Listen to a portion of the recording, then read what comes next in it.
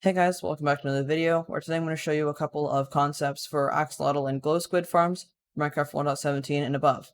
So the axolotl and glow squid will spawn when they're submerged in water, and they're in complete darkness, and they also have to be 5 blocks above a naturally generating stone block, which means it can be something like stone, or andesite, or granite. So now that you know how these mobs will spawn, I'll show you these farms for them. So this first design up here uses this wall of dispensers on either side, and this row of pistons down here to push away the stone blocks and get rid of the water all at once, and then that will make all of the mobs very quickly fall through the ground and all the way down to the bottom where they'll fall to their death, and their items will get picked up by this hopper minecart down here.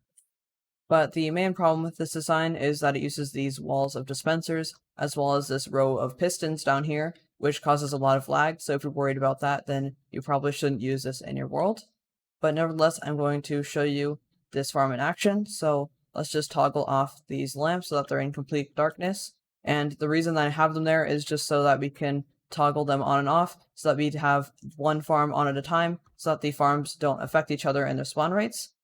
But now let's turn on the farm itself by using this clock right here.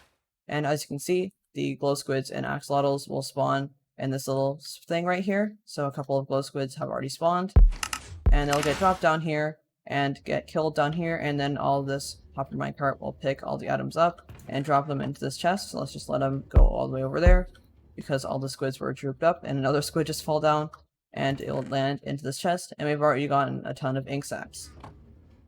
So now that we've explained this design up here, I'm going to show you this one down here. So this design uses a Vindicator that's renamed to Johnny, because when he's renamed to Johnny, he basically attacks everything just like a Zoglin. So he'll just attack everything that he sees, which includes the glow squids and the axolotls that spawn in this farm. And the positives to using a Vindicator instead of a Zoglin is that he can one-shot all the enemies in here if we give him a stronger axe. I've given him a Sharpness 5 Netherite axe, but you can probably use something a little less strong and he'll still be able to do the job. But down here we just have the hopper minecart just like this other design over here to pick up all the items. The only problem being that we do lose some items up here, due to the fact that the top layer of water right here is water source blocks, and the only layer of flowing water is this layer down here, so that the items will get flowed down when they're near the bottom, but sometimes the items will be able to flow on the top of the water, which is a little bit of a loss of efficiency, but it's only a few items that will actually do that. So now I'm going to actually show you this farm in action, so let's just turn this light off right here so the glow squids and axolotls can spawn and step back. So a bunch of them just spawned in, and Johnny is immediately trying to kill them all, and as you can see, he is very successful in doing that, and he's just one-shotting all of them instantly.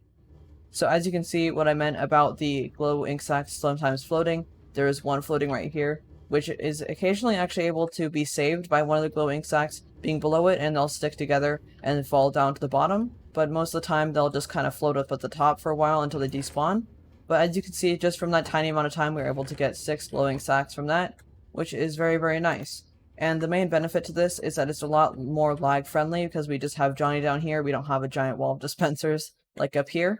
And I think that this one is actually very comparable in efficiency as well, which is very nice. And also, you can just scale this up and just have a bunch of these little cubicles everywhere to make this even more efficient. But that's going to be it for this video. So if you liked the video, then please leave a like, and if you really enjoyed it, then please subscribe.